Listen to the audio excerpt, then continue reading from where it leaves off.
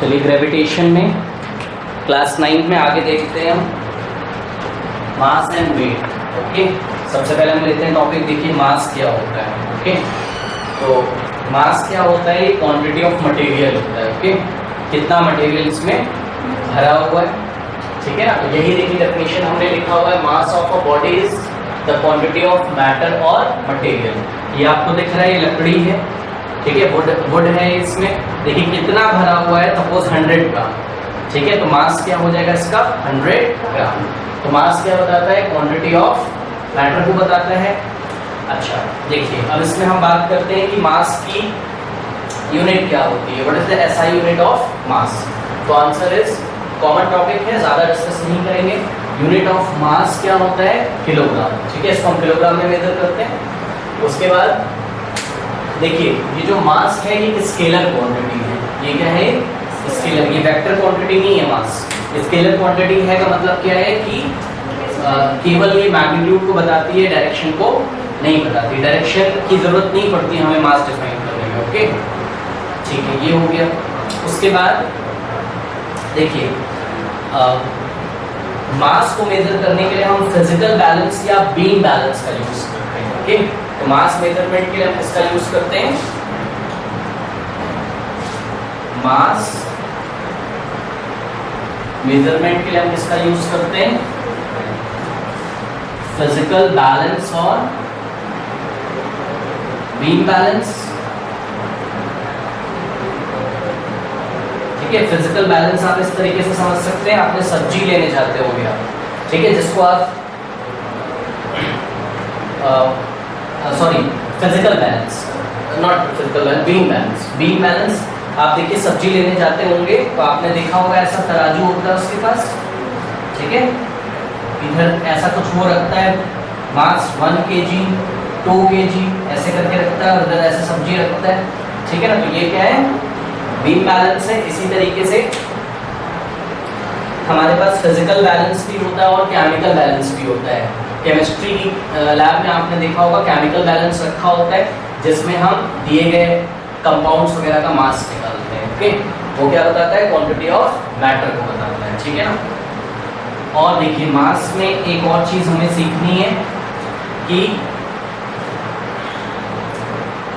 ये जो मास है, mass remains constant from place to place. Okay, देखिए आप अर्थ पे हैं, इस बॉडी का मास अगर 100 ग्राम अर्थ पे है तो मून पे भी कितना होगा? 100 ग्राम। मास चेंज नहीं होता है फ्रॉम प्लेस टू प्लेस, लेकिन according to theory of relativity, okay, देखिए आइंस्टीन का एक फॉर्मूला है हमारे पास, m is equals to m0 upon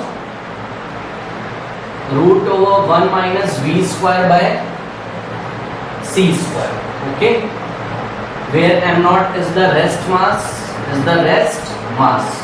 देखिए इसमें क्या बताया गया है? इसमें हमको ये बताया गया है कि जब कोई बॉडी लाइट की वेलोसिटी से ट्रेवल करती है, जब कोई बॉडी लाइट की वेलोसिटी से ट्रेवल करती है तो उसकी बॉडी, उस बॉडी के मास में चेंज आ जाता है, ठीक है। याद रखिएगा क्या मैंने बताया, जब कोई बॉडी लाइट की वेलोसिटी से चलती है, what is the velocity of light?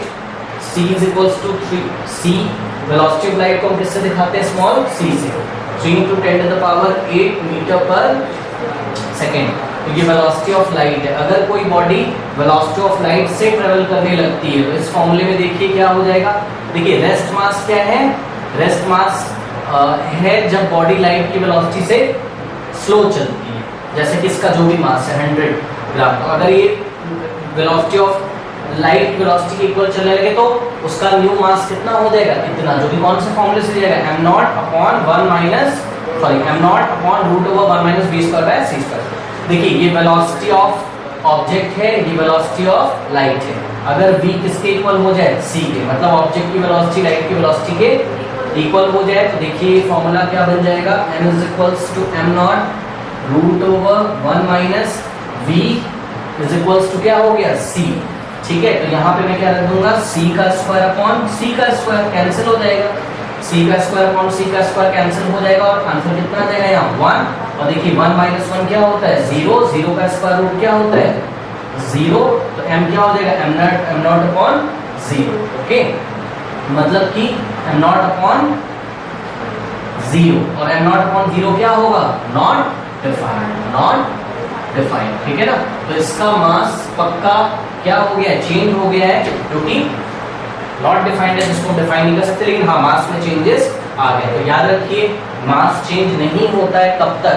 जब तक बॉडी लाइट की वेलोसिटी से स्लो चलती है। तो याद रखिए ये जो रूल हमने बनाया हुआ है कि मास कांस्टेंट रहता है, ये रूल हमने किस लिए बनाया हुआ है? ये रूल हमने बनाया है जब बॉडी की velocity less than 10⁻6 metre per second, okay. तो mass is treated constant, note कर दे रहा हूं, देखिए मैं, mass is treated constant when its velocity remains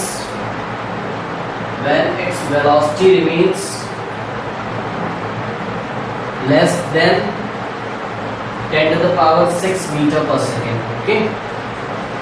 समझ में आया? अगर 10⁻6 मीटर पर सेकेंड से ऊपर बॉडी की वेलोसिटी होगी तो हम मास को कांस्टेंट अज्यूम नहीं कर सकते, बट 9th क्लास के स्टैंडर्ड से हम मास को भी कांस्टेंट ही अज्यूम करके चलेंगे, ओके। ये हो गया मास के बारे में। उसके बाद अब देखिए एक चीज और इसमें हमें सीखना है। देखिए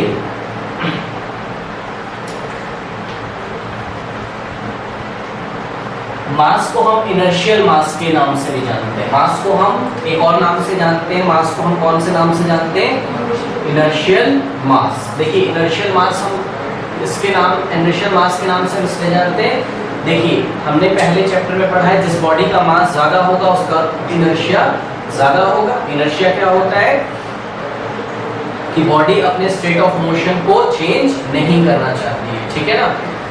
तो देखिए जिस बॉडी का मास ज्यादा होगा उसका इनर्शिया ज्यादा होगा, इसलिए मास को कभी कभी हम फिजिक्स में किसके नाम से जानते हैं? इनर्शियल मास के नाम से जानते हैं। और याद रखिए कभी भी किसी भी बॉडी का मास जीरो नहीं हो सकता है, ओके।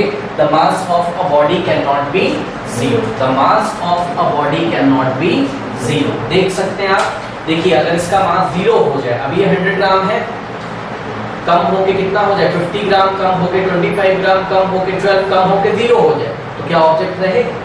ऑब्जेक्ट ही नहीं रहेगा। तो इसका मतलब अगर कोई ऑब्जेक्ट एग्जिस्ट करता है, अगर कोई बॉडी एग्जिस्ट करती है तो उसका मास कभी भी 0 नहीं हो सकता। समझ में आई ये चीज? तो ये हो गया मास के बारे में।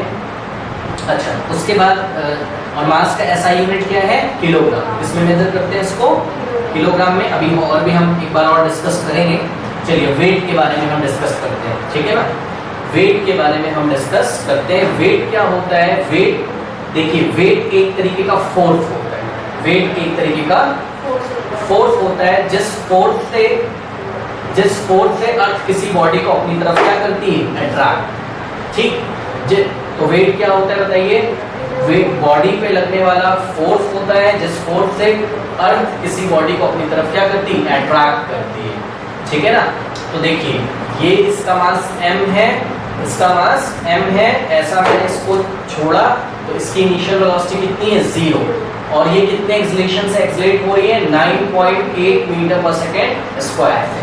मतलब देखिए फोर्स का फॉर्मूला होता है मेरे पास m इंटू a, ठीक है ना। लेकिन जब अर्थ इसको अट्रैक्ट करेगी तो a की जगह मैं क्या लिख दूंगा? g, क्योंकि अब एक्सेलरेशन कौन सा एक्सेलरेशन होगा? g, 9.8 metre per second square. इसका मास कितना था? m। अब ये फोर्स से अर्थ ने इसको क्या किया? अट्रैक्ट। इसी फोर्स को मैं नया नाम दे दूंगा और क्या बोल दूंगा? W। W मतलब वेट। तो याद रखिए वेट क्या होता है? डेफिनेशन देखिए मैंने लिखी है। The weight of a body is the force. Weight होता क्या है? एक तरीके का फोर्स। कौन सा फोर्स होता है? वो फोर्स होता है जिस फोर्स से अर्थ किसी ऑब्जेक्ट को अपनी तरफ अट्रैक्ट करती है। याद रखिए ये एक वेक्टर क्वांटिटी है। क्यों एक वेक्टर क्वांटिटी है? क्योंकि देखिए वेट किस पे डिपेंड कर रहा है? g पे, एक्सेलरेशन ड्यू टू ग्रेविटी पे। और हमने पहले पढ़ा हुआ है कि acceleration due to gravity is a vector quantity, ठीक है ना। ये हो गया। उसके बाद देखिए ये जो फॉर्मूला आया है वेट का, W = m × g, mass of the body into acceleration due to gravity, ठीक है, ये जो फॉर्मूला आया है इसको हम बोलते हैं this is the relationship between weight and mass. तो ये जो हमने किया है, ये हमने क्या किया है, ये हमने किया है रिलेशनशिप बिटवीन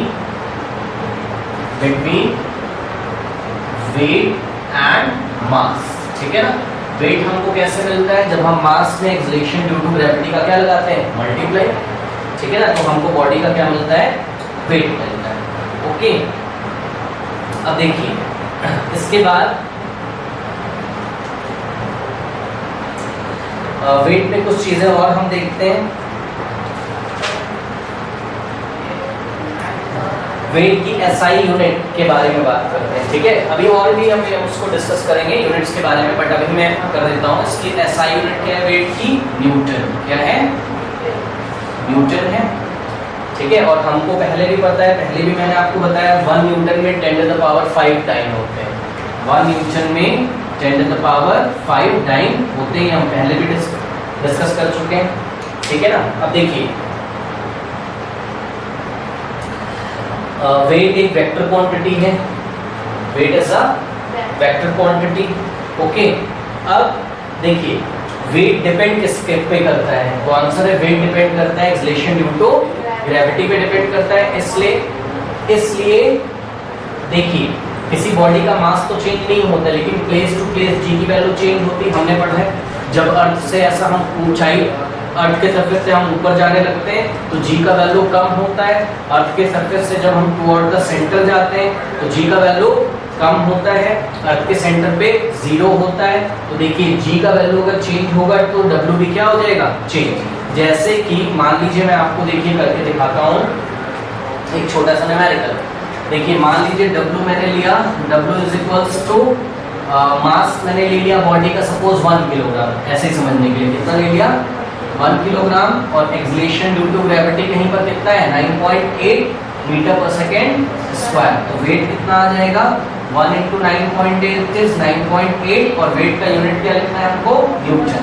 तो देखिए 1 किलोग्राम की बॉडी का किसी प्लेस पे वेट कितना आ रहा है, 9.8 न्यूटन। लेकिन ध्यान से देखिए उसी बॉडी को मैं कहीं और ले गया, अर्थ के सरफेस से कुछ ऊंचाई पर ले गया, जिस ऊंचाई पर जी की वैल्यू 9.8 नहीं होती है, सपोज वो घट के कितनी हो जाती है, 5 मीटर पर सेकेंड स्क्वायर। तो जब मैं वेट निकालूंगा तो कितना आएगा, देखिए मास तो चेंज नहीं होगा, मास तो कितना रहेगा, 1 किलोग्राम इंटू जी की वैल्यू कितनी हो जाएगी, 5 मीटर पर सेकेंड स्क्वायर। तो देखिए अब वेट कितना आ गया, 5 न्यूटन, क्योंकि kilogram metre per second square ही क्या होता है, न्यूटन। ठीक है ना, तो आपने क्या देखा, वेट क्या होता है, change. Weight place to place change होता है। कोई पूछेगा क्यों होता है, तो हम बोलेंगे because place to place acceleration due to gravity क्या होता है, चेंज। ओके, तो इसको देखिए नोट कर लेते हैं हम। Okay, the weight of a body changes from place to place. Weight of a body changes from place to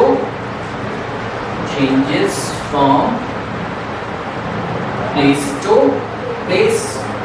Okay, what is the reason? Reason लिख लेते हैं। रीजन क्या है कि कौन चेंज होता है place to place, acceleration due to gravity. Since acceleration due to gravity मतलब g changes from place to place, changes from place to place. Okay, ये हो गया। अब देखिए इसके बाद अब हम बोल सकते हैं कि weight of a body is not a constant quantity. Mass तो कांस्टेंट था, मास तो कांस्टेंट था, और कब कांस्टेंट था, जब किसी बॉडी का वेलोसिटी 10 टू द पावर 6 से क्या हो, कम, 10 टू द पावर मीटर पर सेकंड से कम हो। ओके, तो हम देखिए यहाँ नोट कर सकते हैं weight is not constant, weight is not constant. देखिए अभी अभी हमने पढ़ा था कि mass can not be zero, mass zero नहीं हो सकता है, लेकिन वेट जीरो हो सकता है। क्यों? क्योंकि अगर मैं अर्थ के सेंटर पे चला जाऊं तो जी का वैल्यू कितना हो जाता है, 0, तो डब्ल्यू का वैल्यू कितना आएगा, 0, m × 0 इज 0। ठीक है, तो numerical value of weight can be 0। इसी तरीके से अगर मैं इंटरप्लेनेटरी स्पेस में चला जाऊं, कहां? Interplanetary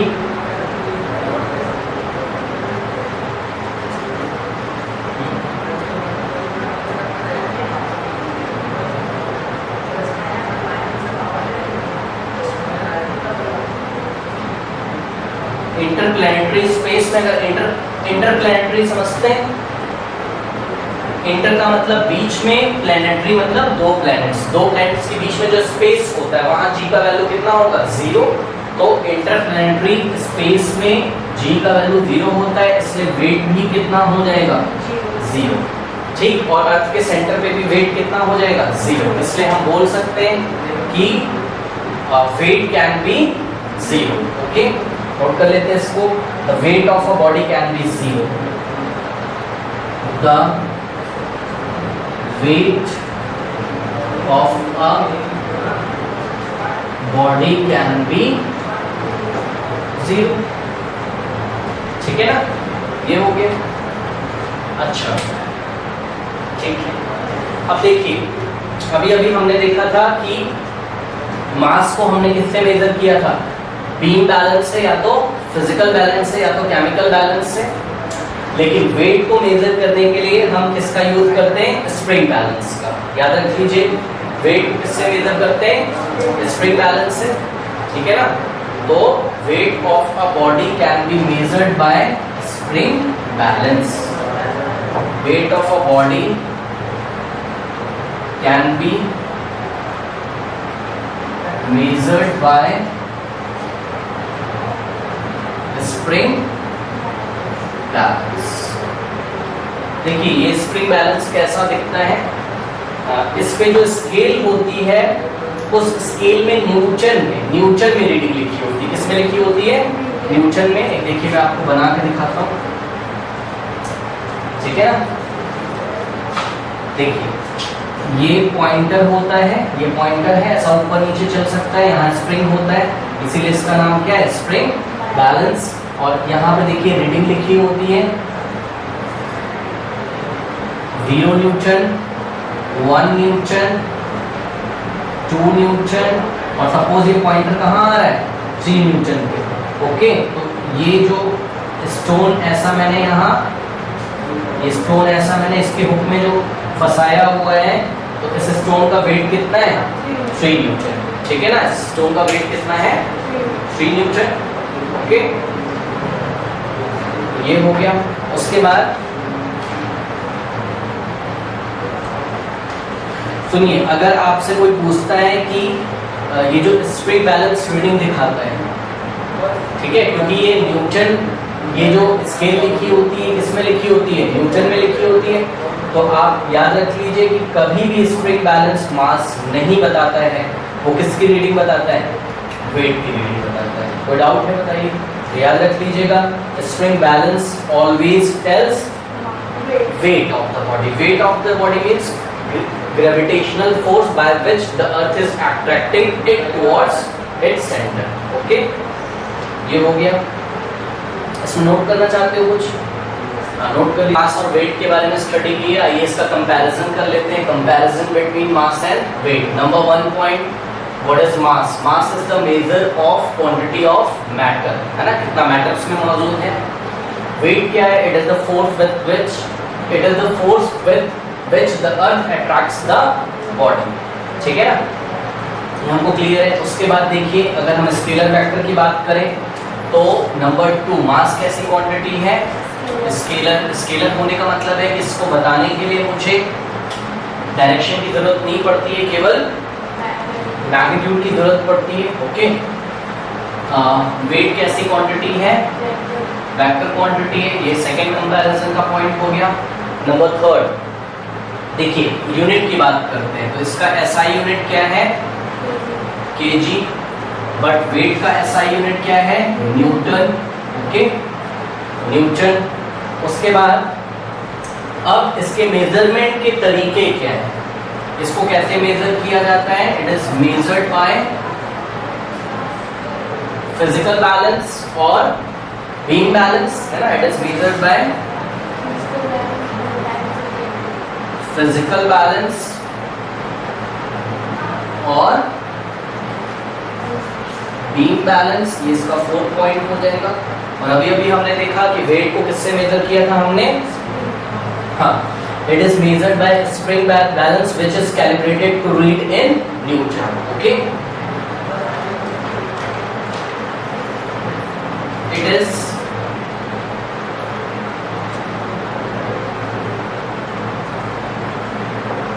measured by spring balance. और ये स्प्रिंग बैलेंस की खासियत क्या होती है, इसमें यूनिट्स किसमें लिखी होती हैं, न्यूटन में। ओके, तो which is calibrated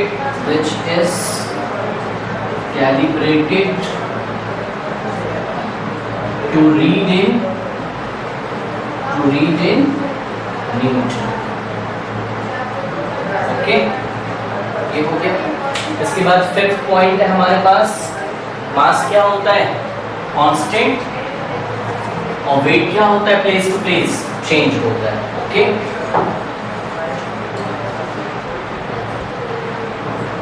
it is constant not change by changing the place of the body, it is, और वेट क्या होता है, it is not constant. Okay, it is not constant. क्यों कांस्टेंट नहीं होता है, हाँ बताइए, because G is not, formula क्या होता है इसका, W is equals to m into G। Constant नहीं होता है because G is not constant, इसलिए वेट भी कांस्टेंट नहीं होता है। और हम बोल सकते हैं कि mass can't be equal to 0, mass कभी 0 नहीं हो सकता है, but weight can be equal to 0, weight 0 हो सकता है। ये 6 इसके डिफरेंसेस हैं कंपैरिजन में, ये हम नोट कर सकते हैं। अच्छा, इसके बाद अब हम करेंगे, इसको नोट कर लीजिए। नेक्स्ट टॉपिक हम लेते हैं gravitational units of force. Okay, gravitational units of force में हम देखेंगे एसआई यूनिट जो होती है, एसआई सिस्टम में हमने, एसआई सिस्टम ही लेते हैं, एसआई सिस्टम में हमने यूनिट क्या ली इसकी, न्यूटन, और एमके सिस्टम में देखिए इसकी यूनिट होती है किसकी, फोर्स की यूनिट होती है 1 kilogram force, sorry kilogram force. Okay, क्या क्या होती है, या तो किलोग्राम फोर्स होती है और या तो क्या होती है, ग्राम फोर्स। किलोग्राम फोर्स को हम लिखते हैं स्मॉल के, ये कैपिटल नहीं है, स्मॉल के GF किलोग्राम फोर्स, और सीजीएस सिस्टम में, ये कौन से सिस्टम में हो गया, MKS, और ये कौन से सिस्टम में हो गया, CGS, सीजीएस सिस्टम ग्राम, सॉरी सेंटीमीटर ग्राम सेकेंड, और MK सिस्टम M फॉर क्या हो गया, मीटर किलोग्राम सेकेंड। ओके, यहाँ पर KGF और यहाँ पर ग्राम फोर्स। आइए देखते हैं जरा ये क्या होते हैं। 1 किलोग्राम फोर्स क्या है, देखिए ऐसे समझिए, 1 किलोग्राम का मास लीजिए, ये 1 किलोग्राम का मास मैंने लिया, ठीक है, और इस 1 किलोग्राम के मास को ये अर्थ कितने फोर्स से अपनी तरफ खींच रही है, उस फोर्स को हम क्या बोलेंगे, 1 किलोग्राम फोर्स। क्या बोलेंगे, 1 किलोग्राम फोर्स। तो बताइए 1 किलोग्राम का फोर्स कितने मास की बॉडी पे लगता है, 1 किलोग्राम की। कौन लगाता है, ग्रेविटी। तो 1 kilogram force is the force due to gravity on a mass of 1 kilogram. ठीक है ना। अच्छा, चलिए कैलकुलेशंस की कर लेते हैं। देखिए सिंपल है, देखिए यहाँ पे मैं करता हूँ इसको।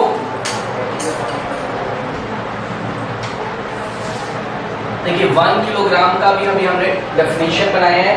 क्या डेफिनेशन है, force due to gravity on a mass of, force due to gravity on a mass of 1 kilogram. 1 kilogram पे ग्रेविटी के कारण जितना फोर्स लगता है उसी को हम क्या बोलते हैं, 1 किलोग्राम फोर्स। ओके, आइए निकालते हैं। तो 1 किलोग्राम फोर्स देखिए किसके इक्वल हो जाएगा, फोर्स ड्यू टू ग्रेविटी कितने पे निकालना है, हाँ तो फोर्स ड्यू टू ग्रेविटी का फॉर्मूला क्या है, m/g, जिसको हम क्या बोलते हैं, वेट। m देखिए कितना गिवन है यहाँ पर, m/g पहले मैं लिख दूंगा, तो 1 किलोग्राम फोर्स कितना आ जाएगा, मास कितना दिया है 1 kg, और g का वैल्यू क्या होता है 9.8 मीटर पर सेकेंड स्क्वायर, और kilogram metre per second square को हम क्या बोलते हैं, न्यूटन। तो 9.8 न्यूटन, देखिए ये एक रिलेशन आ गया मेरा किलोग्राम फोर्स और न्यूटन के बीच में, याद कर लीजिए इसको। सिमिलरली अगर मैं सीजीएस सिस्टम में जाऊं, ओके, तो देखिए सीजीएस सिस्टम में अगर मैं जाऊंगा तो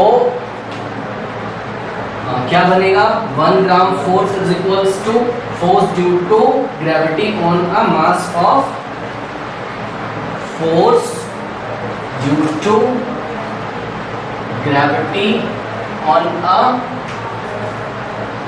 अ मास ऑफ 1 ग्राम, तो फॉर्मूला वही लगेगा m/g।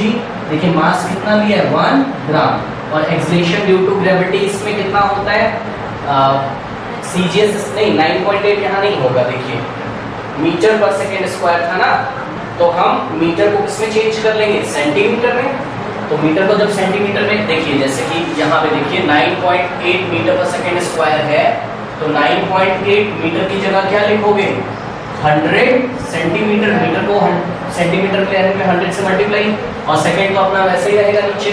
तो देखिए यहाँ से पॉइंट हट जाएगा, ये कैंसिल हो जाएगा, कितना आ गया 980 सेंटीमीटर पर सेकेंड स्क्वायर। तो यहाँ वैल्यू मैं रखूंगा 980 centimetre per second square is equals to, देखिए 900 इंटू 80 इंटू 1 क्या हो जाएगा 980, और gram centimetre per second square क्या होता है, डाइन, क्या होता है डाइन।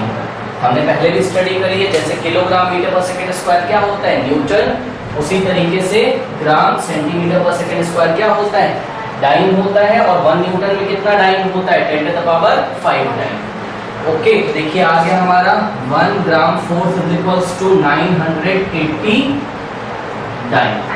अगर आप चाहें तो इस डाइन को किस में ले जा सकते हैं, न्यूटन में, और रिलेशन क्या है हमारे पास 1 newton is equals to 10 to the power 5 dyne, ठीक है ना।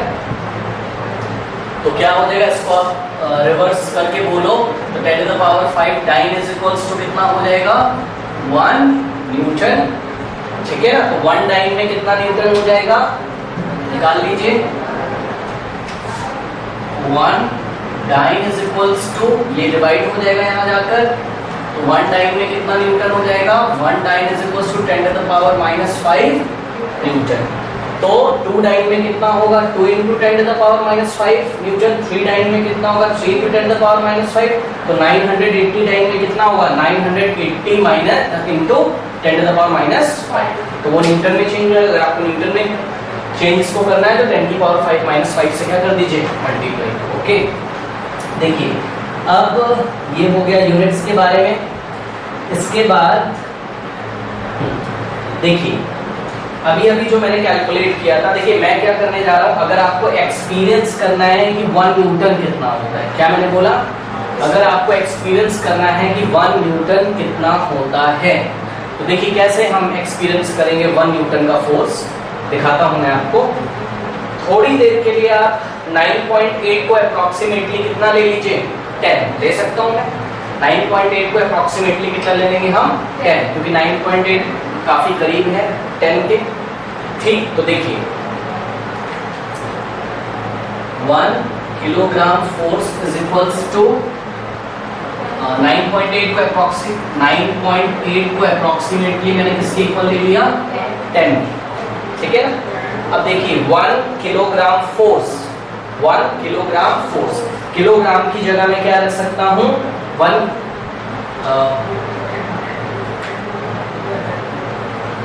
ये नोट कर लिया आपने, अभी नहीं किया, अच्छा कोई बात नहीं, इसको देख लीजिए फिर नोट कर लीजिएगा। यहाँ पे मैं देखिए कर देता हूँ, देखिए 1 किलोग्राम फोर्स में किलोग्राम की जगह मैं क्या लिख सकता हूँ 1000 ग्राम, भाई किलोग्राम, देखिए आप बोल रहे हैं कि 1 किलोग्राम की बॉडी को अर्थ खींचती है, या दूसरे शब्दों में हम बोले 1000 ग्राम को अपनी तरफ खींचती है। बात क्या है सेम, क्योंकि जो 1 किलोग्राम में जितना मास होगा उतना ही 1000 ग्राम में होगा, क्योंकि 1 किलोग्राम किसके इक्वल होता है 1000 ग्राम के। ठीक है, तो देखिए यहाँ पर मैं लिख सकता हूँ इसको, ठीक है। तो दिस इंप्लाइज दैट 1 किलोग्राम की जगह कितना लिख दूंगा 1000 ग्राम फोर्स इज इक्वल्स टू कितना हो जाएगा 10 न्यूटन, ठीक है ना। इसी तरीके से ओके, और इसमें हम वैल्यू निकाल लेते हैं।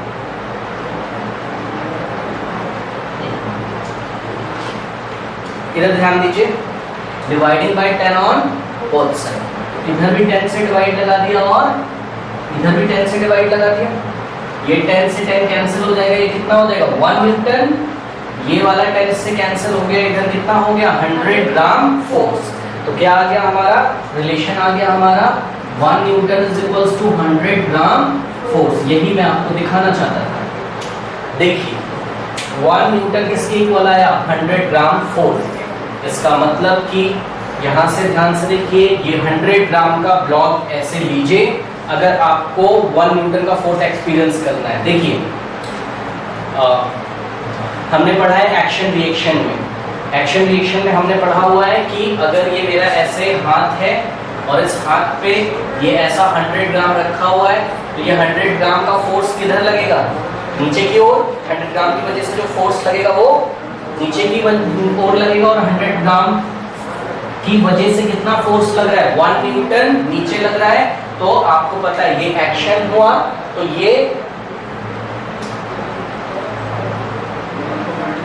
एक तरीके का क्या होगा रिएक्शन भी होगा। कितने फोर्स का रिएक्शन होगा हमारे हाथ में, सेम एक्शन रिएक्शन, दो अलग अलग ऑब्जेक्ट पे लगते हैं और सेम होते हैं। तो 1 न्यूटन का फोर्स हमको ऊपर की डायरेक्शन में एक रिएक्शन लगेगा, ठीक है ना। ये जो ऊपर लगेगा ये भी क्या होगा 1 न्यूटन, ठीक। तो समझ में आया। तो 100 ग्राम ऐसे ले लीजिए, 100 ग्राम को अपने हाथ पे रोकने के लिए आपको जितना फोर्स लगाना पड़ रहा है ना, उसी को हम क्या बोलते हैं 1 न्यूटन, ठीक है ना। तो ये एक्सपीरियंस है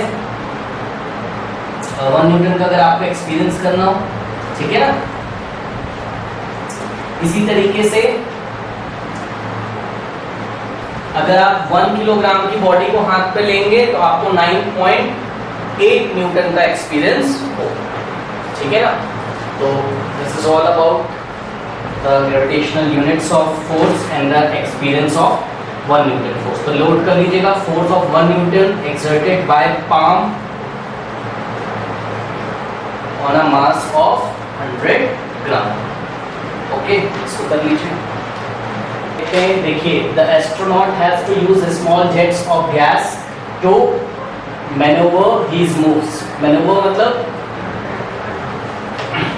अपने मूव को आगे बढ़ाने के लिए, अपना मोशन करने के लिए। देखिए एस्ट्रोनॉट्स जो होते हैं जब इंटरप्लेनेटरी स्पेस में वो पहुंच जाते हैं तो वहां पर जी का वैल्यू लगभग क्या होता है 0, और जब जी 0 होगा तो वेट कितना होगा बॉडी का वहां 0 होगा। वेट जब 0 होगा तो एस्ट्रोनॉट्स क्या हो जाएंगे, क्या कहेंगे उनको वेटलेस। क्या बोलेंगे वेटलेस। तो जब वेटलेस हो जाएगा वो, ठीक है ना।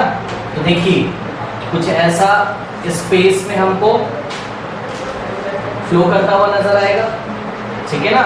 ग्रेविटी कोई खींच ही नहीं रही है तो सरफेस पे नहीं आ पाएगा। मान लीजिए ये सरफेस है तो ऐसा ये रहेगा, और W का वैल्यू कितना हो गया है, यहाँ G तो है ही नहीं 0 है, तो W कितना हो गया है 0। ये ऐसा फ्लोट करता हुआ नजर आएगा। तो उस टाइम क्या होता है, अगर उसको आगे मोशन करना है तो कैसे करता है, ये स्पेशल सूट्स पहनते हैं, और इन सूट्स में क्या लगे होते हैं जेट्स लगे होते हैं। ये जेट क्या करता है, ऐसा पीछे गैस, पीछे की डायरेक्शन में ऐसा गैस जब छोड़ता है तो एक्शन रिएक्शन लॉ से कहाँ मूव करता होगा आगे। तो डिफरेंट डायरेक्शन में मूव करने के लिए they will use small jets of gas, ठीक है, टू मूव देमसेल्फ। ओके, अच्छा अब इसके बाद चलिए डिस्कस करते हैं, जैसा कि हमें पता भी है। ध्यान से सुनिए, the weight of the object on the moon will be about 1/6 of what it is on the अर्थ। अभी ये हम प्रूफ आपको करके दिखाएंगे कि किसी बॉडी का वेट अर्थ पे जितना है मून पे कितना हो जाता है 1/6। जैसे कि ऐसे समझिए, मान लीजिए मैं आपको बोलता हूं कि किसी बॉडी का वेट अर्थ पे कितना है, अर्थ पे किसी बॉडी का वेट है 24 न्यूटन। ओके, तो मून पे कितना हो जाएगा 24 इंटू 1/6। जो भी वेट है उसका 1/6 हो जाता है, उसको आप 1/6 से मल्टीप्लाई कर दीजिए, या दूसरे शब्दों में बोले तो 6 से क्या कर दीजिए डिवाइड। ठीक, तो देखिए 6 1 जा 6 4 दा उसी बॉडी का जो वेट है मून पे वो कितना आ जाएगा 4 Newton. That will be 1/4 of the 24 Newton. Why?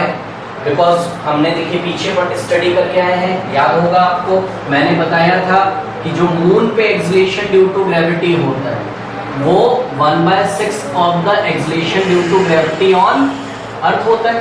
ठीक है ना, इसको मैं दो तरीके से आपको देखिए प्रूफ करके दिखाऊंगा। ओके, नंबर 1 मैं क्या करता हूँ, देखिए वेट निकालता हूँ अर्थ पे वेट निकालता हूँ। किसी बॉडी का मास कितना है m, ठीक है, और एक्सलेशन ड्यू टू ग्रेविटी अर्थ पे कितना है g। अर्थ लिख दिया मैंने उसको, और ये मैंने लिख दिया वेट ऑन मून। देखिए मास तो वही रहेगा, चेंज नहीं होगा, लेकिन एक्सलेशन ड्यू टू ग्रेविटी की जगह g ऑन मून में लिखूंगा। ये इक्वेशन 1 हो गई, और ये इक्वेशन क्या हो गई 2। ठीक है ना, अब देखिए मुझे वेट ऑन मून निकालना है, तो वेट ऑन मून मैंने निकाला कैसे, m into G of moon की जगह मैं क्या रख सकता हूँ 1/6 जी ऑफ अर्थ, तो 1/6 जी ऑफ अर्थ। अब इस 1/6 को कहाँ ला सकते हो आप आगे, 1/6 m इंटू जी ऑफ, ठीक है ना। यहां से यहां तक ही कितना बन गया, m into G of earth क्या है वेट ऑन द अर्थ। तो क्या रिलेशन आ गया, देखिए weight on the moon is equals to 1/6 तो ऐसे ही रहेगा, इंटू इसकी जगह मैं क्या लिख सकता हूँ इक्वेशन नंबर 1 से, weight of the earth, weight on the earth, weight on the. एक तो इसको ये प्रूफ करने का तरीका है कि मून पे जो वेट होगा वो अर्थ पर ऑब्जेक्ट के वेट का 1/6 होगा। तो कहाँ ज्यादा वेट होता है अर्थ पे, और मून पे 6 गुना कम होता है, that is 1/6 of the weight on the earth. इसको देखिए प्रूफ करने का दूसरा तरीका भी है। प्रूफ करने का दूसरा तरीका क्या है, हमको पता है कि, ध्यान से देखिए कुछ चीजें हमें पता है, मास ऑफ अर्थ अगर है m, कितना है m, तो mass of moon, mass of m का मतलब मून, मास ऑफ अर्थ, तो मास ऑफ, एक मिनट जरा फिर से पहले मून को ले लेते हैं। मास ऑफ मून अगर कैपिटल m है तो अर्थ का जो मास होता है मून से 100 टाइम्स होता है। कितना होता है अप्रॉक्स, तो अर्थ का मास हो जाएगा 100 टाइम्स m, क्योंकि मून का हमने क्या माना है m, तो अर्थ का कितना होता है 100 m, ध्यान रखिएगा। ठीक, रेडियस ऑफ द अर्थ, ये हो गई रेडियस ऑफ द मून। सुनिए, रेडियस ऑफ द मून अगर r है तो रेडियस ऑफ द अर्थ क्या होता है 4r। याद रखिए, क्या क्या याद रखेंगे बताइए, अर्थ का जो मास होता है वो मून का लगभग 100 टाइम्स होता है, 100 गुना होता है, और अर्थ का जो रेडियस होता है, अर्थ ऐसा गोला है स्फीयर, उसका जो रेडियस होता है वो मून से लगभग कितने गुना ज्यादा है 4 गुना। तो हमने क्या किया, हमने यहाँ निकाल लिया, देखिए वेट यहाँ पर हमने निकाला, और वेट निकालने का हमारे पास फॉर्मूला है, किस तरीके से है देखिए,